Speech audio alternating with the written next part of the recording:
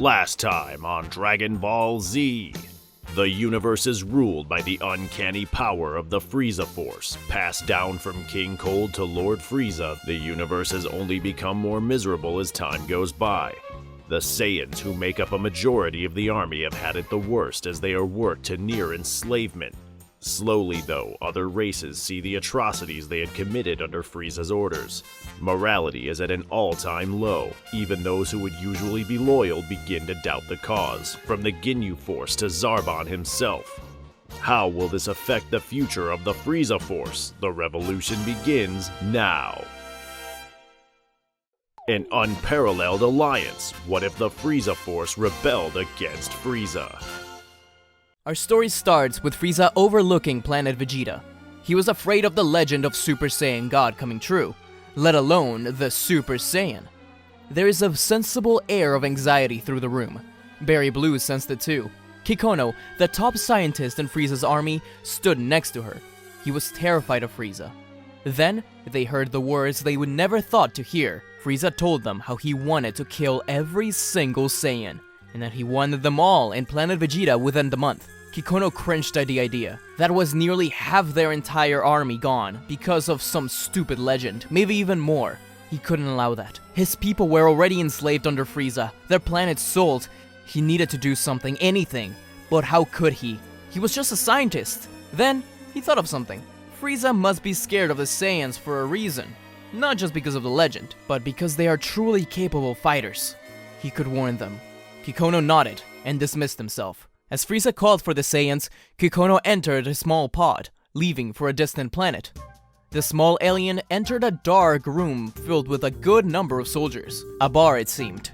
But nobody was ordering, because in the middle there was a drinking battle between Captain Ginyu and Recoome. Not alcohol, of course, just milkshakes. Everyone cheered as the captain outdrank Recoome, gaining an advantage because of a brain freeze. But Kikono stood on the table. All the soldiers stared at him. Without saying a word, he took off his scouter and pressed the off button. The soldiers all understood, shutting off their own scouters. The time has come. Lord Frieza plans on destroying the Saiyans. That would mean more than double the work for us, since they are already half the army. But aren't we all tired of this damn tyrant already? Tired of living in fear? There was a gloomy silence. The Ginyu Force giggled in their own group. They had already known Kikono's plans for a long time. They agreed with them. They wanted Frieza gone as much as the others. Although they supported his efforts, they always thought it was impossible to take down Frieza. What makes you think we can take him on? Even us, the strongest in his army, are nothing against Frieza.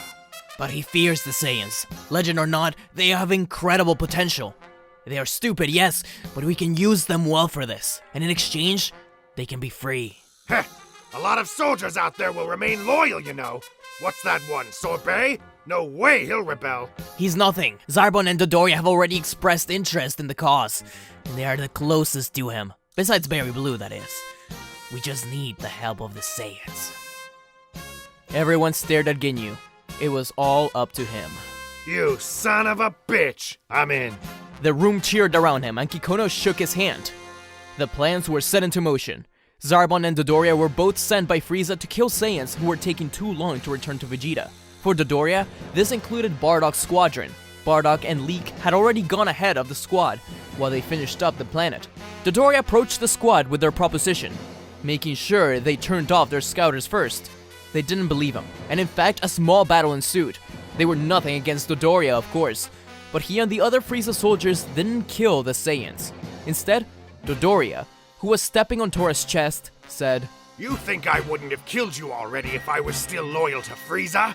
Together we can take him down. I know how much you Saiyans hate him. Dodoria stepped off of Tora and extended his hand out. The Saiyan looked over at Fasha, who nodded.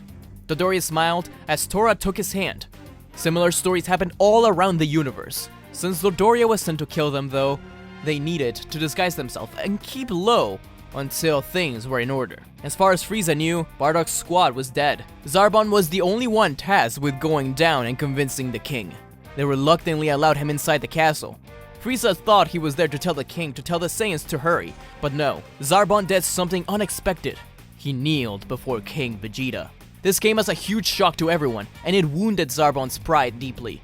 but he explained everything to the king. So, Frieza wanted to kill them all. Well, let's see about that. King Vegeta told Zarbon he'd see what he can do, and told his guards to call down Vegeta and Nappa. Zarbon told the king one last thing before he left. He said no doubt all the Saiyans working together will be a lot of power, but that he'd heard tales of Lord Frieza being able to transform, not unlike his own transformation. King Vegeta's forehead let a sweat drop fall. This wasn't going to be easy. He hated to admit it, but if he wanted to do this right, then he might need an ace. His son was powerful, yes, but no doubt Paragus' son was even stronger now, if he was still alive. He knew that he could not convince Paragus himself, so he asked Zarbon. Zarbon agreed to see what he could do. But in the background, Frieza had become suspicious. He decided to wait it out, however. No doubt the Saiyans wanted to rebel, but he could take care of them himself. Now, he just needed to wait a month. Meanwhile, on planet Vegeta, Bardock and Guinea sent out their son to another planet, Earth. They had been told, along with every other Saiyan, about what Frieza was planning. This means a few other Saiyan babies were sent out as well, though most parents just didn't care enough to bother. Per Frieza's request, Zarbon kept rounding up the Saiyans from outer worlds. This gave him an excuse to go after Paragus and Broly. As Zarbon landed, he quickly detected a huge power level. He was surprised to find Paragus. He guessed this was the power King Vegeta was talking about, but he didn't seem that powerful. Paragus launched himself at Zarbon, begging to be taken home.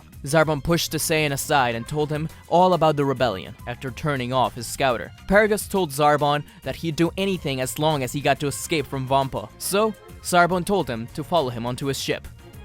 Wait a minute! Paragus said as he ran back. Where are you going? We have to go now. Zarbon's eyes focused on a small kid play fighting with a huge green monster. After some more yelling, Paragus warned Broly that he'd kill Ba if Broly didn't come along. Broly, we're saved! Stop playing with that beast and come here! Broly finally agreed. King Vegeta. He feared Broly's power. It's funny that now he seeks our help. Once this fight is over... Paragus just chuckled. Zarbon dismissed it. It wasn't his business what this ridiculous Saiyans did. He just wanted out of the army. If your boy over there proves to be as much of a monster as people say he is, then I guarantee King Vegeta will be no issue.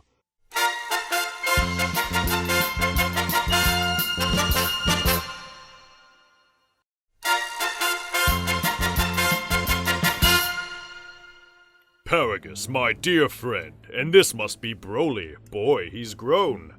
Paragus flinched when King Vegeta patted him on the back. The exiled Saiyan clenched his fist and really had to hold back the urge to punch King Vegeta. No, he had to be patient. Yes, my lord. It'll be an honor to serve you once more. Not long after, the day of reckoning arrived. Everything was set into motion. No one knew exactly how Frieza wanted to destroy planet Vegeta, but they were ready. As Frieza looked down to the planet, he smirked, remembering the day when he took over the Force from his father. It didn't matter now. Frieza's soldiers all hovered around the ship, waiting for the fireworks, though still loyal to him, at least. Frieza began to charge his ki on top of his finger, but down below the Saiyans were expecting it, and they burst their auras in unison. Broly stood behind Paragus, both calm and collected in front of King Vegeta and his elites. Bardock and his squad, including Guinea, stood tall in the face of danger and adversity. The huge ki ball above them didn't strike any ounce of fear in their hearts. They had to get this right.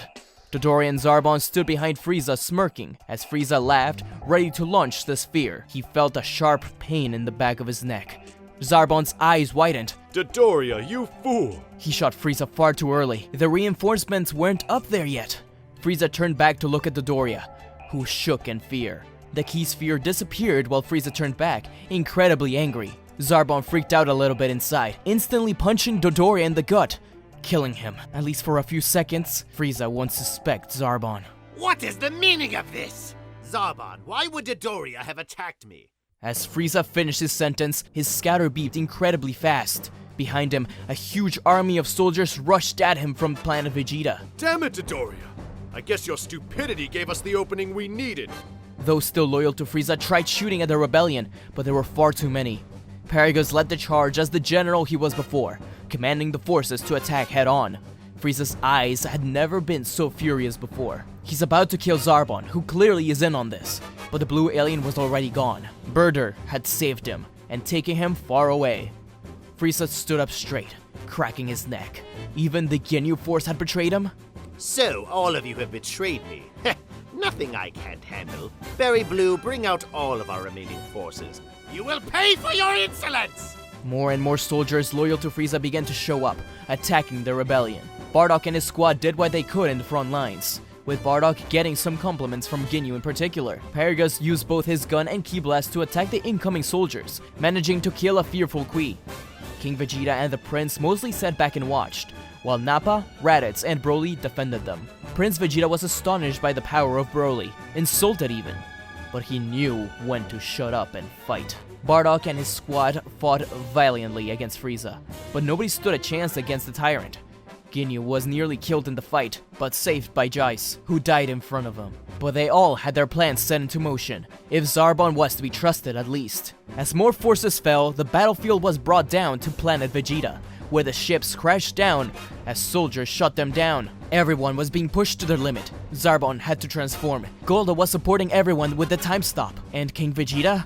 King Vegeta launched an artificial moon. Burst open and mix! All around, hundreds of Saiyans transformed into fearsome Ozarus. Frieza was finally getting overwhelmed himself. He would never admit it, but he was seriously frightened. High above, on a lone ship, Kikono watched with a sly smile. This was going great. As one of the Ozaru attempts to fire at Frieza, he dodges out of the way and into the middle of a group of his own soldiers. But with a slight opening, Ginyu finally has one clear shot. He will only get one chance. Quickly, he utilizes his body change technique. But have you ever wondered why Ginyu never used this in the first place? Well, Frieza's just way too fast. He could have easily dodged out of the way for this. But instead, without even turning around to look at Ginyu, Frieza's tail wraps around one of his own soldier's leg. The tyrant uses the soldier as a meat shield. Ginyu can't stop it now, and his body changes with a random soldier. Frieza laughs hysterically. Ginyu's doomed. However, Goldo has a chance to do something. Utilizing his time stop, he's able to save Ginyu out of the grasp of Frieza. But as soon as he begins breathing again, Frieza turns to Goldo and kills him with a single shot through the heart. Frieza had enough. He was going to have to transform into his second state. Rikum and the remaining Ginyu force yelled back at the king to prepare. Most Saiyans were just going crazy, but those who could control themselves focused on Frieza. Frieza stood still, an incredible power surging from within. This drew the attention of the Ozarus who had no self-control. Zarbon knew this was the time. Now! Paragus yelled in unison with Zarbon. All the Saiyans and remaining forces fired their blast at Frieza as he started to transform. Even he couldn't handle such a punishment from so many Ozarus when he needed to concentrate his power in order to shapeshift his body. The screams of Frieza echoed through the world, and Broly, who had not transformed because he didn't have a tail, felt a little sad. Paragus ordered the Saiyans to stop. The smoke slowly dissipated, and the frail Frieza, with mutated parts of his body between his first and second form, and maybe even his third, shook in fear. They had disrupted the transformation and nearly killed the tyrant. But he wasn't dead just yet. Paragus whispered, looking down at his son. The young boy stepped towards Frieza. The king and the prince protested, but Nappa said to let that runt sacrifice himself for the cause. No need for the prince and the king to get dirty. Broly looked at Frieza in the eyes. Frieza went in for a punch, but Broly dodged out of the way, appearing behind Frieza and letting a small ki ball fall from his palm. The moment it touched Frieza, a massive explosion shook the whole planet, killing Frieza once and for all. As the Ozaru kept going insane, Zarbon destroyed the artificial moon, making everyone return to normal. It was done. Frieza's reign was over. The soldiers who were loyal to him gave up immediately. The Ginyu Force said their goodbyes, and slowly, Planet Vegeta became a hub for just the Saiyans. Except for Zarbon, he stuck around for the final ceremony. Standing over Frieza's dead body, King Vegeta began his speech. Tonight we joined forces with those who once stood above us, but now we are equals. The Saiyan race is no longer a tool for a tyrant. We are our own warriors, ready to begin anew. It was thanks to my cunning ability to lead, as well as the efforts of all of you. Paragus clenched his fist again. He wasn't really about to take credit for all of this, was he? Paragus was the hero here. He led the forces, and his son killed Frieza. And of course, I couldn't have done this without a little help from General Paragus and his son. He will be given a much safer exile than before, soon after this ceremony. Come, Paragus. Paragus cracked. King Vegeta was never going to change. He was still the slimy man he knew. Zarbon smirked, standing behind the king. Paragus walked up to the stage, kneeling before King Vegeta. Paragus looked up at the king, swiftly moving his hand to meet his glance. A green orb of ki radiated. King Vegeta gave one final gasp as Paragus blasted him. The prince's eyes widened, but Zarbon chopped him in the back of the neck, knocking him out. Zarbon walked up to Paragus, who now stood over the body of both King Vegeta and Frieza. Zarbon took Paragus' arm and lifted it up. The king is dead. Long live the king! A mixture of cheers and yelling consumed the arena. Bardock held Gine close. They feared for what future Planet Vegeta held. Bardock here. Things have gotten rough since King Paragus took the throne. Now a civil war rages both on planet Vegeta and across the universe as factions try to fill the power vacuum left by Frieza. Come on, Gine. Everyone, we have to take this monster down!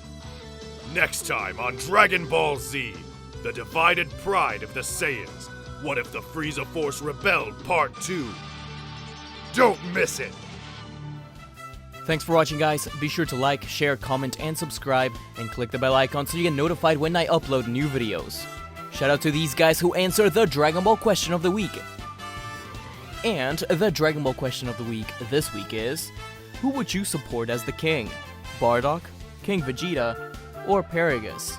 Leave it in the comments down below, and start a discussion. Anyways, until we meet again. See ya! Don't forget to like, comment, and subscribe to SmugStick, unless you want to be destroyed. Lord Beerus, that's hardly fair. But also, don't forget to click the bell icon to get notified when he uploads new videos.